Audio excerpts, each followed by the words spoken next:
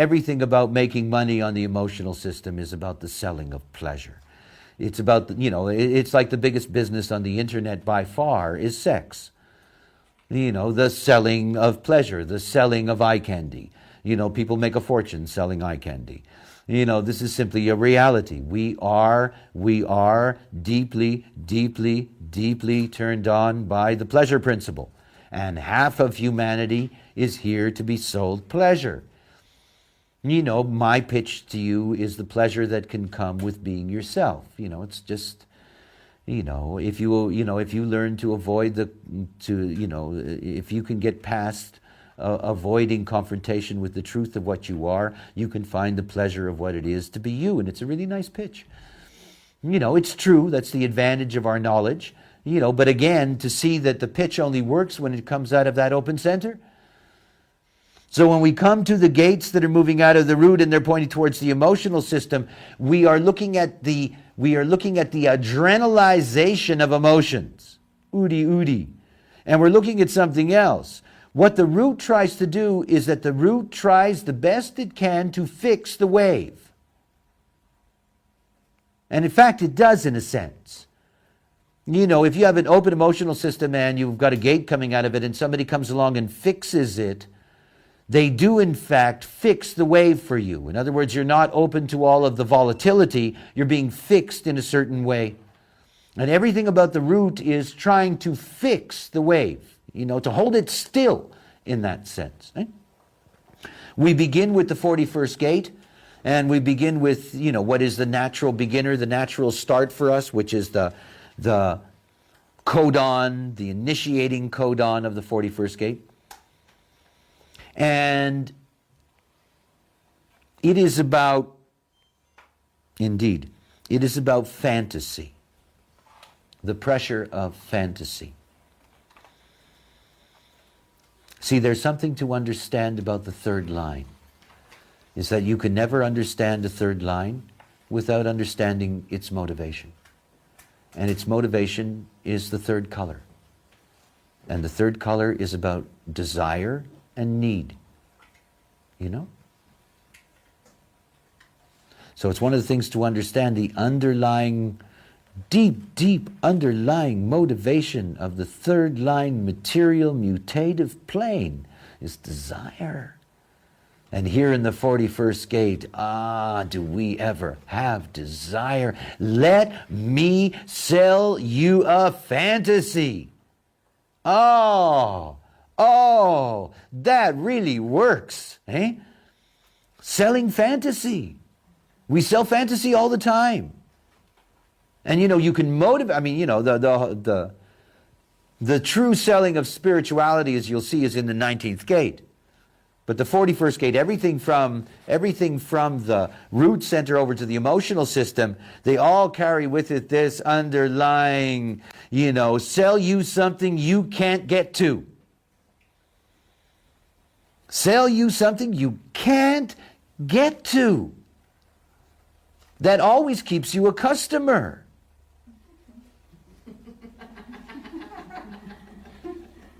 It's incredible.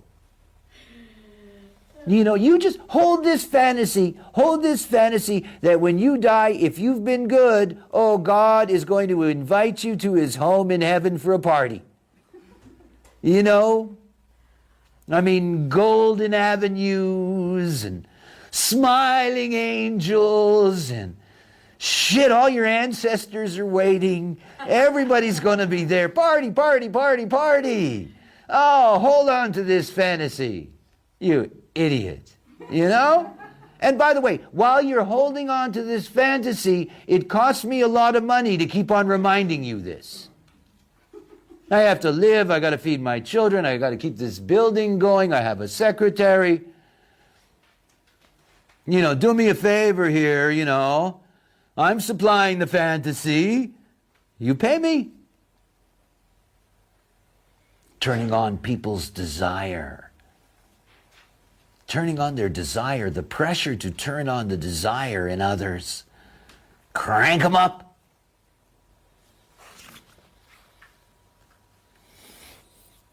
Efficiency. In times of decrease, selfishness is justified. Oh God, I love this line. Hey? In times of decrease, selfishness is justified. You don't sell desire collectively. You sell desire to the collective selfishness. You sell it to the collective selfishness. In other words, what you do is that you make the entire collective want to share the same desires. You know, you have car companies in the world that make 200 cars a year. And there are probably 100 million men that will go to bed every night fantasizing driving one of them and will never get behind the wheel. You know? The power of desire. And the power of desire when it's attuned to only your selfishness. Only your selfishness. I don't care if it doesn't make sense. I want it. You know? I don't care if it's crazy. I want it. And how do you sell that? It doesn't matter. Go get it. That's me, eh? My open route. Doesn't matter. Go for it. Doesn't matter. Doesn't matter. Leave it all behind. Doesn't matter. No choice. No choice. Oh, desire is lovely. Material ambition and the discipline to go it alone, eh? The energy that fuels the feeling for personal ambition. Personal ambition is not about gaining, it's about spending. You know, the other side, the splenic side is, oh, well, we're earning this money and we've got to earn it, we've got to bring it in, we've got to bring it in, we've got to bring it in, we've got to bring it in. The other side is the pleasure principle. We've got to put it out, we've got to put it out, we've got to put it out, we've got to put it out. You know, I want to buy my pleasure. I want to buy my pleasure. I want to buy my pleasure. And all the time, the head center in a cabal with the root center is selling me desire. You know, there's the illuminated head center world on television, you know, advertising. There it is, selling desires. You too can have a body like me, you know. All right, go for it. Selling desire. Selling you things you will never need. Remember, the open head center thinks about things that are not important to it. Look at all the things that you have and recognize how many of them you just don't need. I got a house full of shit I don't need. You know, I don't need it. You know, selfish desire. You know, it's like, oh, right, I got to have that. You know, and I got to have that. I'm a rat, too. It's a burden. Eh? You end up lugging it across oceans, you know. You know, all for this silly desire. And you see, whatever you can sell, you're a sucker for. I mean, it's one of the things to really understand. I mean, it's all not self after all. The variability you have, you know, it's like, you know, the variability you have to hustle somebody is the variability they have to hustle you back. Which is why you better be careful. So anyway, when you're dealing with the 41st gate and you're dealing with efficiency, it's how to spend money on pleasure that is fulfilling. Sell them Fantasy Island. Sell them that exotic cruise on the Nile with the terrorists behind bunkers. No, you know, just give them a fantasy. Give them sell them a good fantasy. You know what's the greatest fantasy? Remember, pleasure. Pleasure is not just sex, it's food. And food is really powerful. Sell them a diet. You know, people make a fortune selling diets. We know that you desire to be beautiful and golden and slim, you know. Let us sell you this fantasy of a size 2.5 dress. You know? Don't you want that? And do you know how many times you get fucked when you look like that? What a life you're going to have? How wonderful it's going to be? And you only need to use this diet. Yes, it's expensive, but it's good. And if it doesn't work, next year we're going to have a new and improved model with a better fantasy for you. Have you ever seen these machines on television that they sell you for your homes? It looks like industrial complexes. Eh? I mean, you wouldn't, I mean, they're frightening. You know, they look like monsters, you know? You know, the fantasy that, you know, I mean, who would want to look like Schwarzenegger? I don't get this. I don't understand this. I always want to take a pin and go boop. You know, boop, and it goes shh. There's also something that bothers me about Arnie. He's always in these very American movies, and he walks up to somebody and he starts talking to them, and nobody ever asks him where he's from. You don't meet people who talk like that. You don't. You know, the guy gets on a bus, he starts talking like somebody from another planet. Nobody ever says, "Where are you from? What is that accent?" You know? Nobody pisses me off. And the guy wants to be a politician.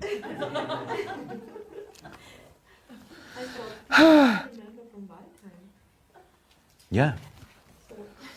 Okay, so let us go to the middle now and go to the delights of the 39th gate.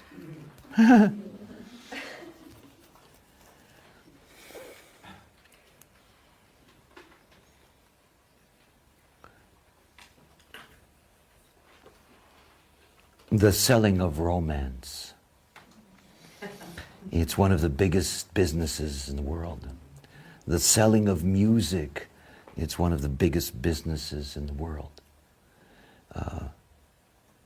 You know, this is all about selling romance. It's all about trying to get people to fall in love with things, to fall in love with them. These are people that have a romance with their work, you know. They have a love affair with the job, you know, whatever the case may be. But this is about the selling of romance. It is about the provoking of the spirit.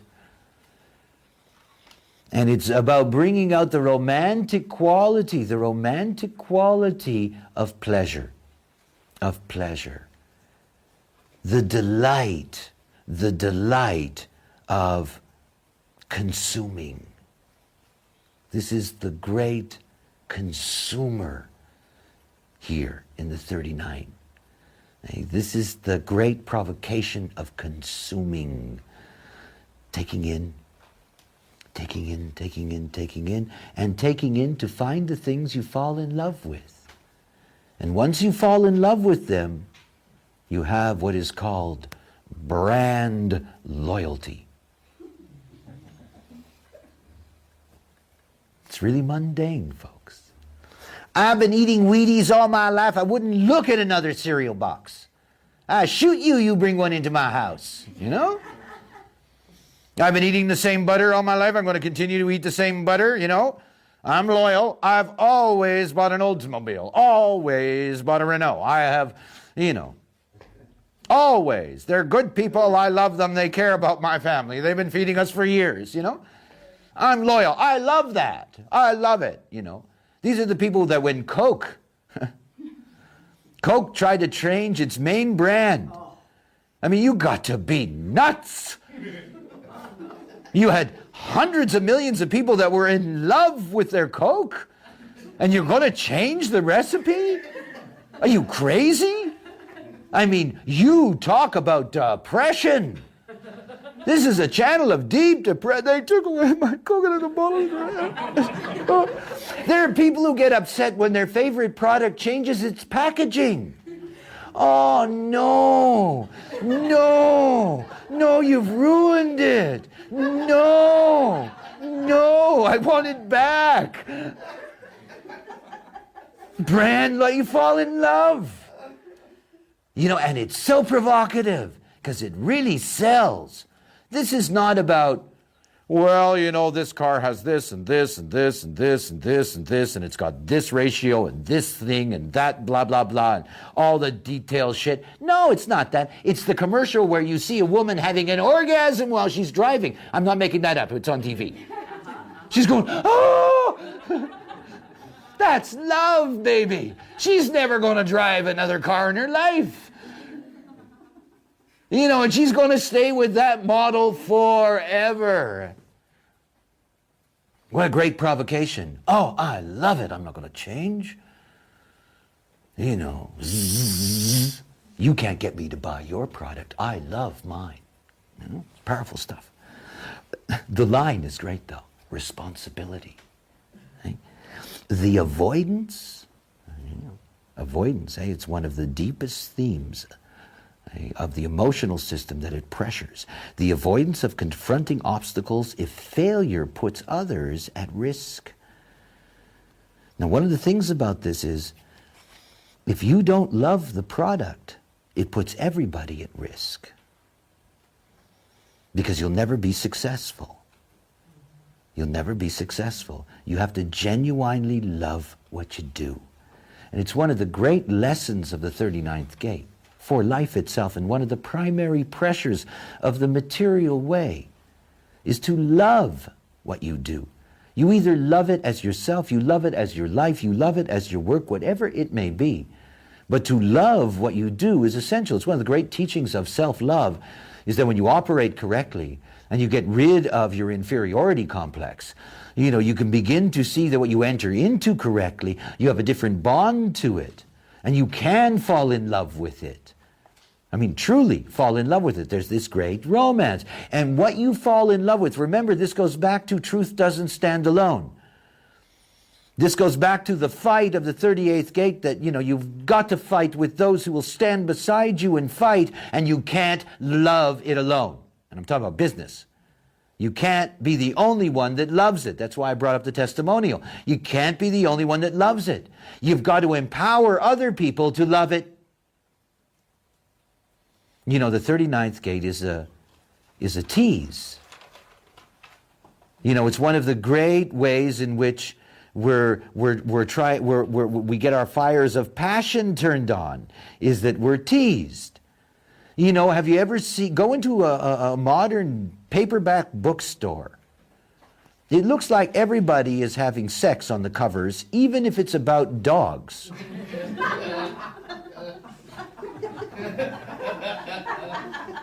And you know, it's attractive. People go over and see if there's any other pictures. It's a little bit of a tease. It's like, well, you'll never know what you find in these pages. Oh, okay, you know, I'll look in here. Can I fall in love with this? Is this going to turn me on? You got to tease them. It's one of the main tricks of selling the truth, is that in order to sell the truth, you've got to give some of it away. You know? It's a provocation. Oh, I'm so good at that. I'm so good at dangling out a little something and 2 years later explaining it to you. Or not. Or not, but you can see the passion.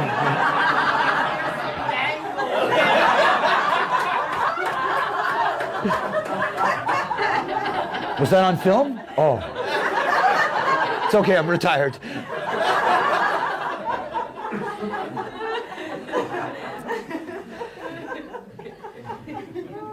The great benefic, whose first consideration is for the larger framework. You see, in order for the truth to stand, it cannot stand without love. That's what I like about the truth. Only the truth stands and stands with love. And that means passion. If you don't have a passion for the truth, then you cannot struggle to bring it out in the world. You have to have a passion. And so when you're looking at empowerment, remember, we have different jobs.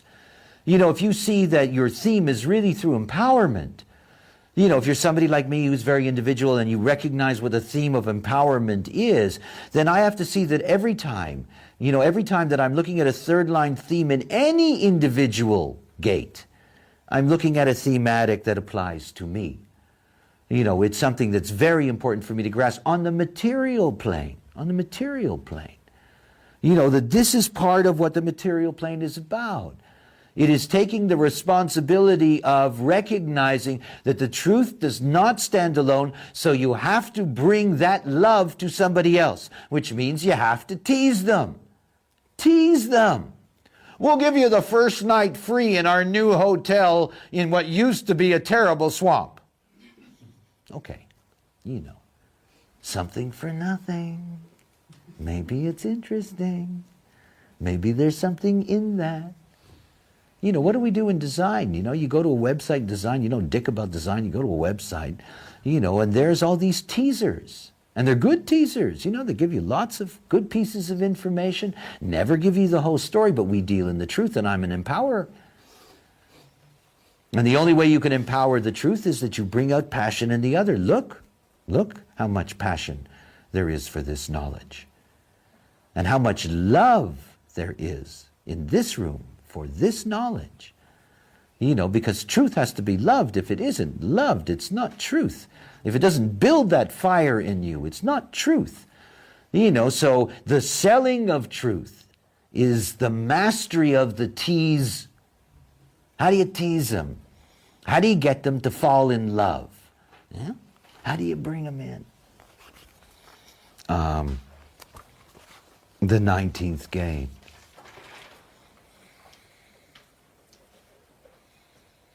You know, we have a great mutative phase that's happening in our evolutionary process. We've all had long times to discuss this. The transformation in 2027, the rave children, the transformation of the solar plex system, the mutation that's taking place in the histidine codon, the mutation that as a result is taking place in both the 49th gate and the 55th gate, though the 55th gate is the primary place for mutation. When the mutation takes hold in the 49th gate, the channel 1949, the channel of synthesis will collapse. It will collapse. That collapse will lead to many things. It will lead to a radical change in the viability of the human diet. Something very important to understand about eating. The stomach is in the ego center. The only cross-special connection we have that directly connects to the stomach is our cross-special connection with reptiles, with fish, and with birds. The only natural animal, the only natural creature that we are here, the only natural creatures that we are here to take into our bodies, the only ones that we are designed to naturally digest are either reptile, fish, or fowl. So it's something to recognize about the nature of our stomach and the nature of eating. The second thing is that we have the 1949. Now the 1949 is a mystical channel. And it's through this mystical channel that we have one of our three cross-special connections to mammals. And it's through this channel, through the 49th gate of revolution, the gate of the butcher, the gate of the sacrificer and the sacrificed, that we have the ritual slaughter of animals, and we have the deification through animism out of the pressure of the 19th gate of these animals into the hierarchy, into a special place of recognition. It is not natural for our stomachs, the eating of meat. As a matter of fact, the eating of mammals is only possible when there is the presence of the 4037, because the 4037 brings the meat to the stomach naturally. And that the only way that meat can be eaten in a healthy way is that if it's eaten in groups. I was enjoying that yesterday at the lunch, that there was a whole bunch of us eating beef. And there was this huge aura, and it was full of 4037s and, you know, the 3955 energy and all of that. Within that context, as ritual, it's correct. Thing to recognize about rave children, solar plex altered children, it will not be possible for them to eat meat. Not be possible. In other words, this will not be an intellectual decision. This will not be a taste decision. They will simply regurgitate it immediately. They will simply not be able to hold it in their body. They will not be able to use meat. So it's one of the things to see is that we're going to go through a dietary change, And it is a strong recommendation of mine that, eat meat in the company of others. That's a really good idea. But fish and fowl, most of you won't eat reptile. Fish and fowl, though I can recommend snake, fish and fowl is something that is naturally healthy for us, and it's the proper meat to bring into our body. That digression's for a purpose. And it's for a purpose in the sense that we're dealing with food and food resources. And it's one of the things to recognize about the 19th gate is that, the pleasure principle of the 19th gate is abundance. And out of that, not self-pleasure. In other words, to have the resources of as much food as possible to be secure. Out of that has come the whole food greed business. The vast amounts of food that are available, the vast amounts of land that have been turned over unproductively to the growing of beef. There's nothing more inefficient, nothing that degrades the soil more than the raising of beef. It's an enormous waste of land, of water. If it weren't for the fact that the prices are outrageous, it would not be profitable. It just isn't. And if you really equated the destruction of the land resources, you would see that in the end it is not profitable at all. But that's another story. We are going into a decline in terms of the usage of meat. We've already seen here in Europe epidemics of diseased animals because our greed has forced us to raise them in appalling conditions, to feed them in appalling ways, in order to be able to satisfy this spiritual greed. Spiritual. See, the 19th gate, it sells dedication. That's the third line. Okay? Receptivity to approach can only be maintained through vigilance. The natural ease with which communion is maintained. Sensitivity and ease fueled by acceptance by others. Now remember, we're dealing with a tribal support gate. And we're dealing with the pressure to be dedicated, the pressure to be vigilant, and the pressure to be dedicated and vigilant in securing the forces. We call them armies and the police and, the food certificate board and the drug, whatever organization and this and that and on and on and on and on and on. The 19th gate carries with it a pressure to control the territory of pleasure and food through dedication and vigilance. I am going to protect our food. Right now in the West, the selling of security systems is at an all-time high. The selling of $200 a day bodyguards is at an all-time high. And this is all coming out of the 19th gate and the pressure of the 19th gate to preserve one's territory and its resources. Great money in that. Now, of course, the ultimate policeman is God. Well, it's true, no?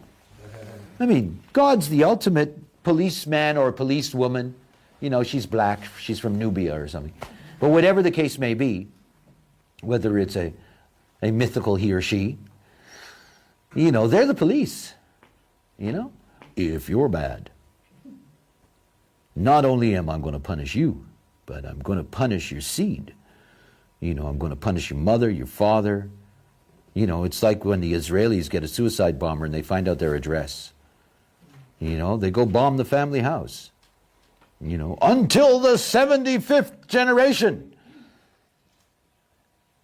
And the gods of the East are no better. Next life. Good karma this time. Good karma next time. Be good. Good dharma this time. Good karma next time. Yeah. Let me sell you the territory of heaven. I'll give you a key. You die killing this American bastard, and you get 72 virgins, baby. Here's the key. selling dedication and vigilance. Out of this you get peace marchers who kill. People who want to save animals from torture, who bomb laboratories with scientists inside. You get every kind of madness you can imagine, and all with great vigilance. And if you want to make money from this, oh, you can. Oh, boy, can you ever. We're going to protect you. We're going to make you secure. We're going to guarantee you always have your resources. It's the tribe, after all. Where do you think the Japanese got life contracts from? This is a 19th gate business. Right? 19th gate. Right? For life. For life. You guarantee it, and I will give you my dedication and my vigilance. But you guarantee me my resources. There's a fantasy in that. Now it's all being taken away. And they're upset, obviously. Support mechanisms. So one of the things to see about the 19th gate is that the 19th gate sells the pressure to be committed in both sense of the word. This is all about the driving force behind the potential of blind dedication and vigilance to resources. I will defend this turf to the last minute.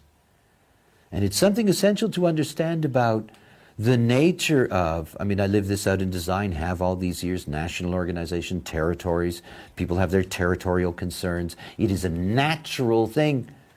It's a natural thing to be vigilant in the defense of your resources and territory. It is natural. So it's one of the things to understand, that this has to be maintained through vigilance, but it's interesting to see that it is about sensitivity and ease.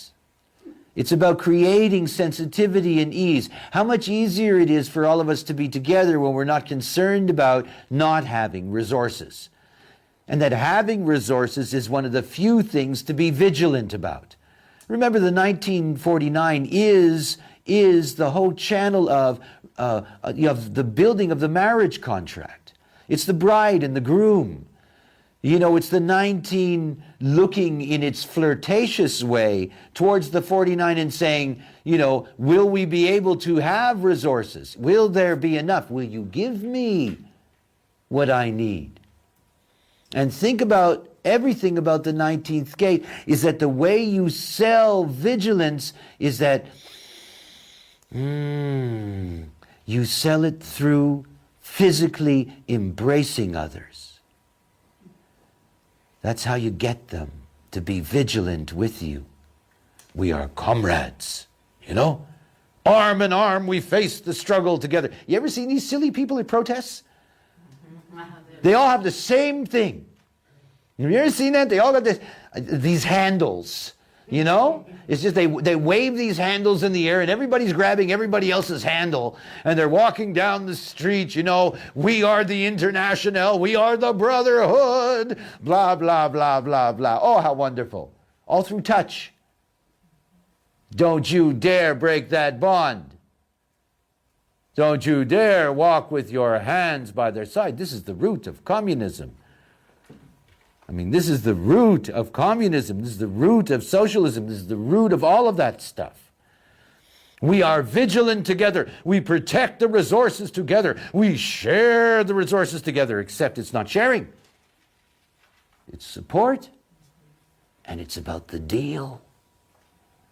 Yes, we are all equal. Yes, but some of us are more equal than others. What to do? And we are the great defenders of the vigilance. And we have a right to have access to more resources than you. Look at what we're doing for you. You would think that nobody in their right mind would buy that shit. But nobody does have the right mind. You know? All these open head centers saying, oh, that's good, okay. Right. And then what you do is that you plaster it. Remember, we're still the relationship of pressure centers from the root to the head. You plaster it all over your television, your newspapers, whatever. All these people in arms together, all these people working together, all these people being recognized together, all of these people supporting each other, all of these people at the great banquet table together. The harvest pictures, eh? There we all are, brothers. Here we are. Oh, shit. Really? I'm a 49, you know. I know this sales pitch so good. I could have been such a good dictator. Oh, I could have been I was once, eh? That's really good. I was really good. I was so good, I was really bad. But I was really good. It's so easy to see that movie. You know, I'm doing this for you. I'm doing this for you so that you can be safe. Look at what I've done for you. Look at what we have done for you. Look at our great and wonderful brotherhood of service to you. Yes, my car's big.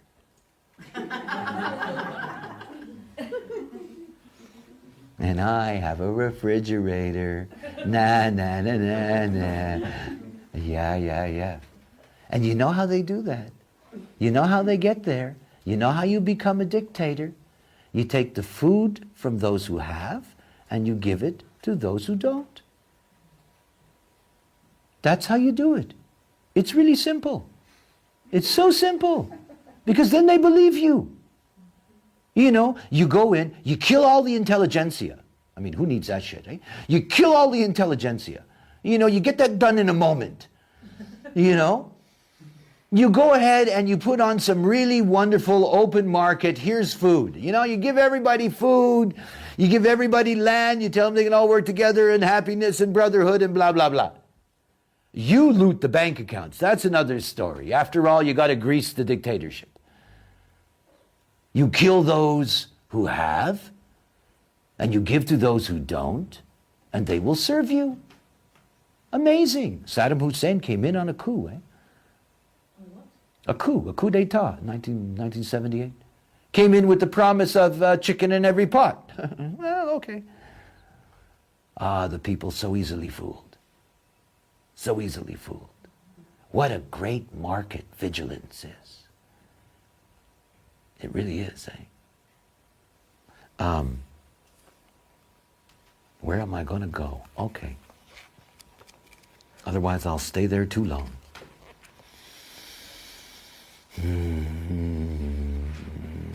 Let us go now. Let us go to the 53.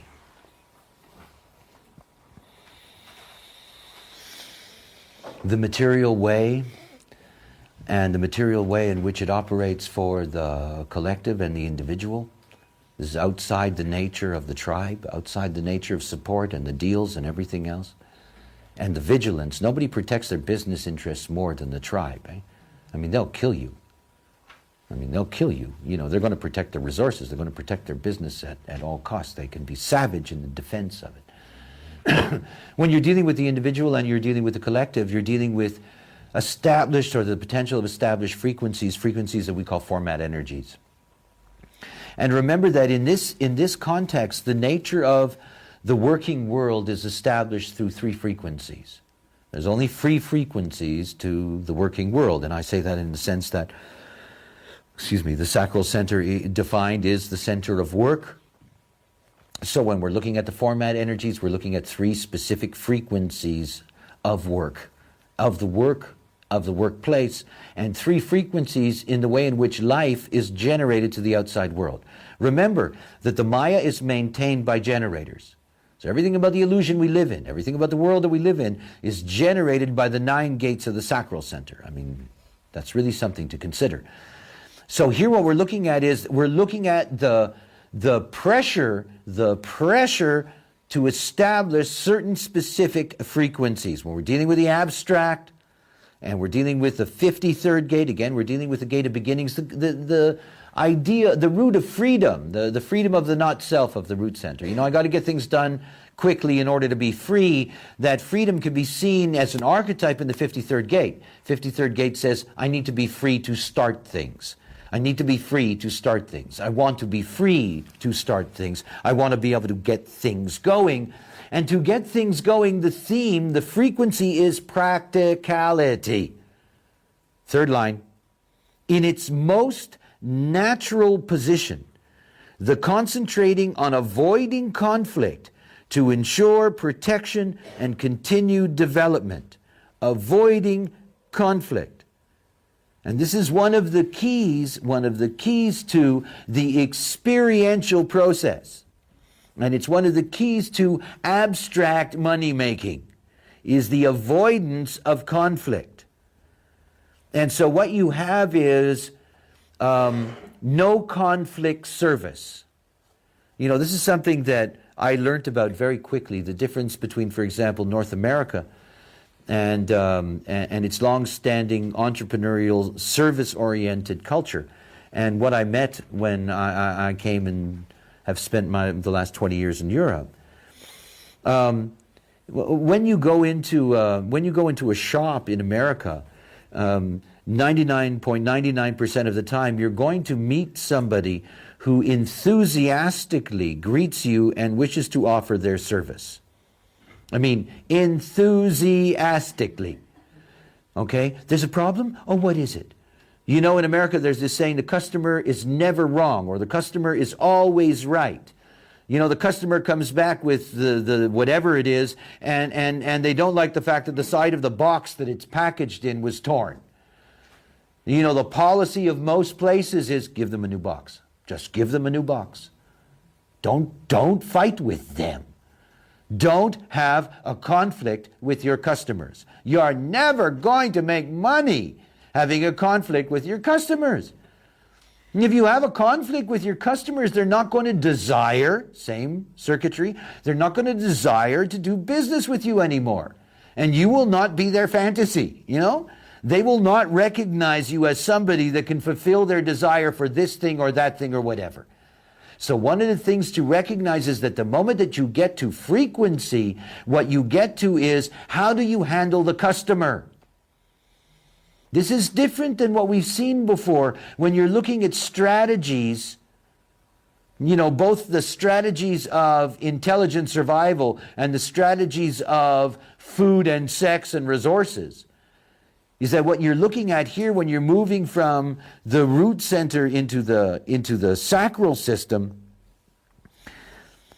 is that you're looking about how to deal with those who can bring you income as clients, as customers, as whatever.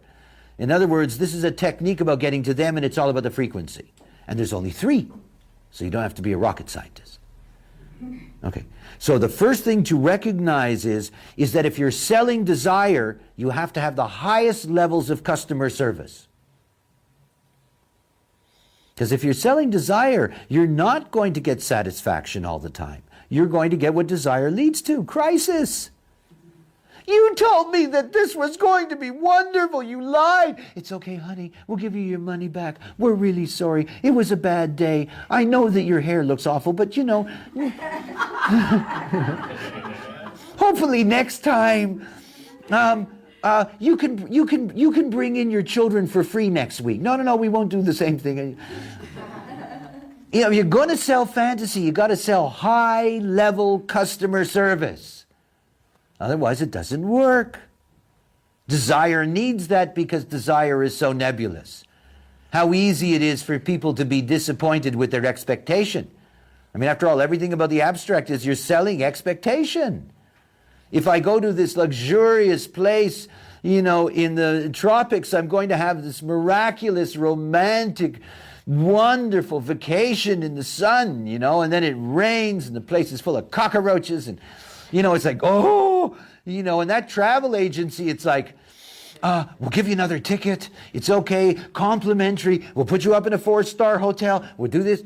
If you're going to sell desire, you have to sell the highest level of service.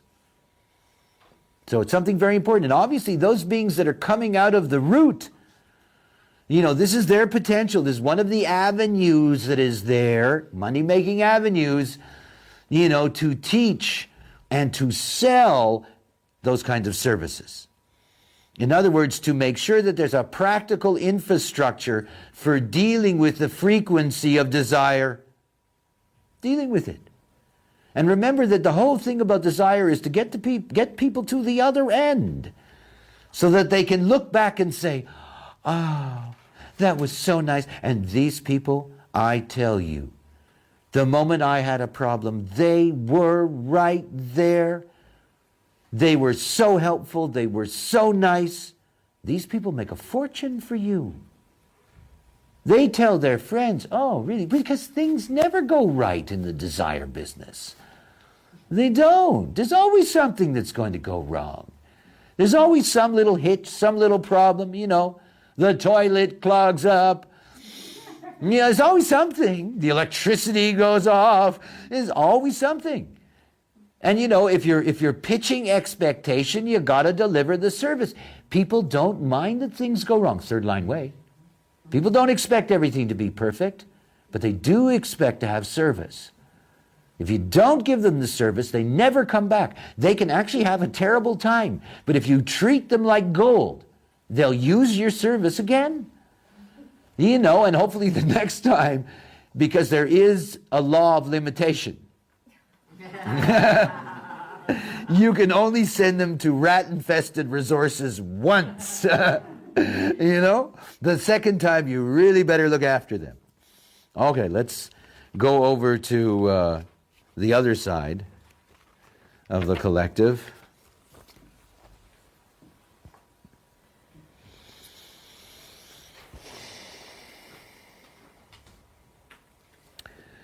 Everything about the logical process is the value of assessment. It is the keynote of the 52nd hexagram.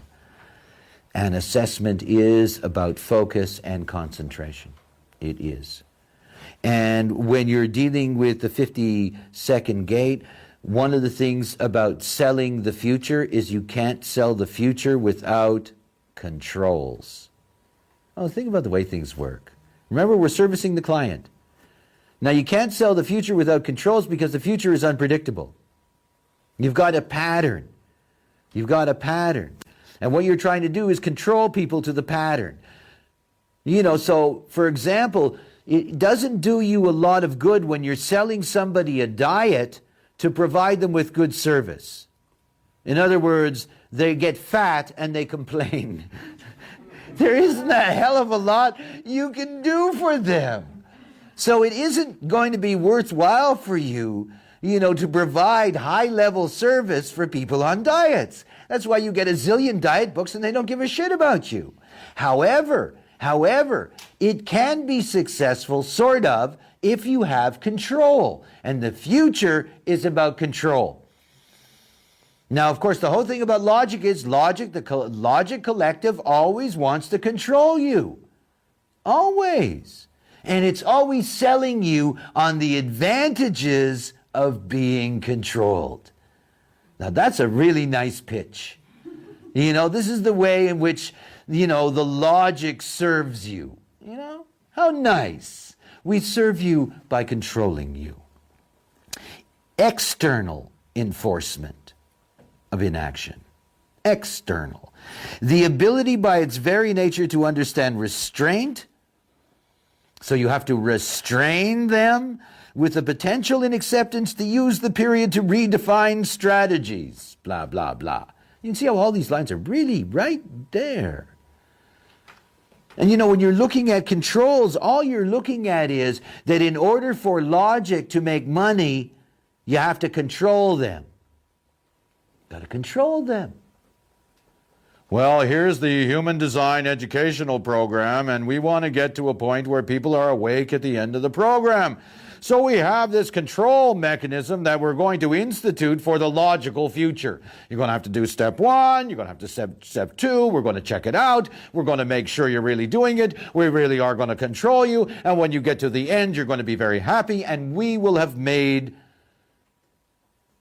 a good deal of money in doing all that.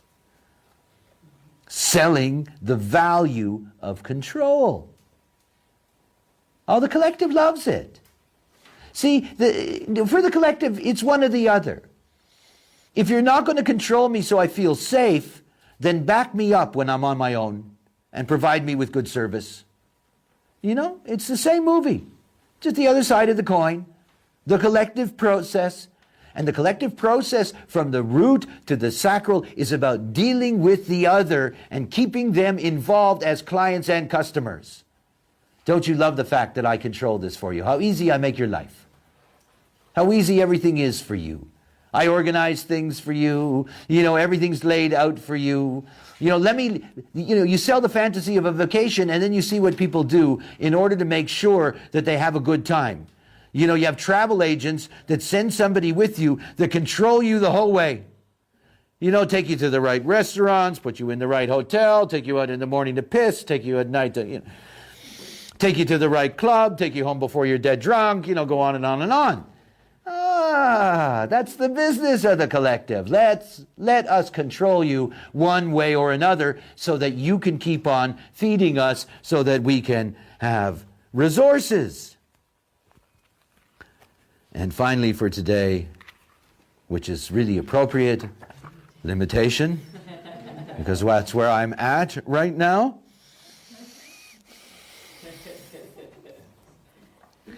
I always love this opening line, the acceptance of limitation is the first step in transcendence. And this is one of the things about understanding the nature of trying to sell the truth to others.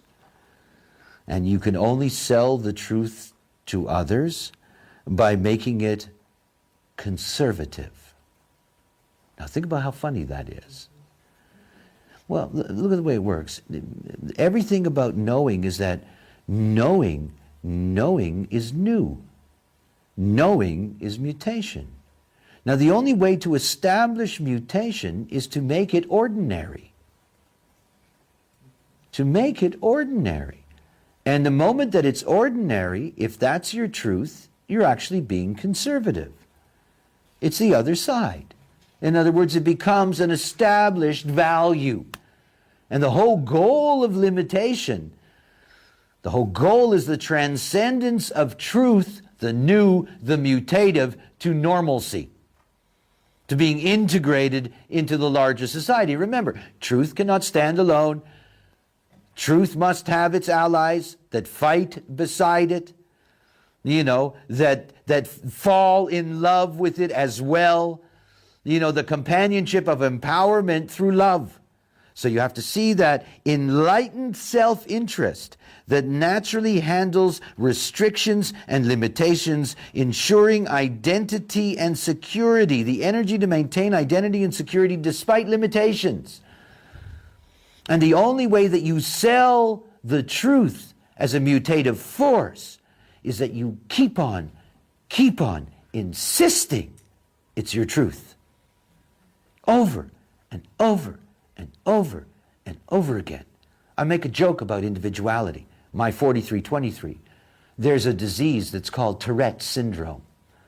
And in Tourette syndrome, these are people that, you know, they'll get caught up with a sound. They'll get caught up with a sound. They'll get caught up with a sound. They'll get caught up with a sound. They'll get caught up with a sound. They'll get caught up with a sound. You know, these are people that just say, it's really there, you know, that this is the whole thing about the truth. It's the whole thing about imprinting the truth as a mutation. How many times have I told you to live your strategy? How many times have I repeated endlessly, endlessly, endlessly, endlessly, repeating it over and over and over again. I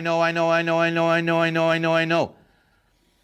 Now you see, the collective has to say, okay, let me be of service. The collective has to say, okay, let me be in control. The individual just keeps on saying, I know. You want to buy it? I know. You want to buy it? I know. You want to buy it? It is the marketing of the certainty of knowing. This is my limitation. This is what I know. This is what I know. This is what I know. This is knowing. This is knowing. Don't you love it? Don't you love it? Doesn't it turn you on? Don't you want to stand with me here in the storm? You know? There was a great comment in a movie many, many years ago. I can't remember the name right now. But it was somebody who made the comment, well, the world's a business. And it is. The body graph's a business. It is. You know, it is a fabulous microcosm for seeing greater truths. Right? So we've seen the pressure. And when you take a look all together at these 12 gates, you're looking at the basic material pressures of life. You're looking at the pressure to inspire. You're looking at the pressure to develop the strategies. You're looking at the pressure to find the pleasure and the resources. You're looking at the pressure to satisfy the customer and maintain the viability of the enterprise. This is the pressure. The pressure is always there. Everything else, as we go through the next 2 days, everything else is going to be nuances within that larger pressure. The not-self mind. I played the piano for 5 hours yesterday, and my mind, when I got up this morning, said, fuck them. Let them figure it out themselves. Anyway, the piano will wait for me. The sacral center. I want to make some things clear because I want to make some things clear. When I talk about that you make money out of the not-self, doesn't mean that you can only make money with somebody else who has that center open. Please understand that. The fact that you have an open center means that's your outlet. That's your way of attracting what is out there for you. In essence, your open center is your material direction in that sense. But it doesn't mean that you only impact other open centers. You impact the not-self. And whether that other being has that center open or not is not the point at all. For example, let's take a look at the sacral center. Now, the sacral center, 70% of humanity, all generators. We know that the sacral center is the center of work. We know that the open sacral, that the strategy of the open sacral is that it doesn't know when enough is enough. So if you want to make money out of the open sacral, you make money out of figuring out when enough is enough, because the open sacral is the only thing that can be wise about that, after all, if it's not being conditioned by it. Now, what is the basic plague of all generators? The basic plague of all generators, in terms of the concept of work, is that they are quitters. They're quitters. The not-self generator is the great quitter. They're always quitting. They quit out of frustration. So it's one of the things to understand about the power of selling through the open sacral. The open sacral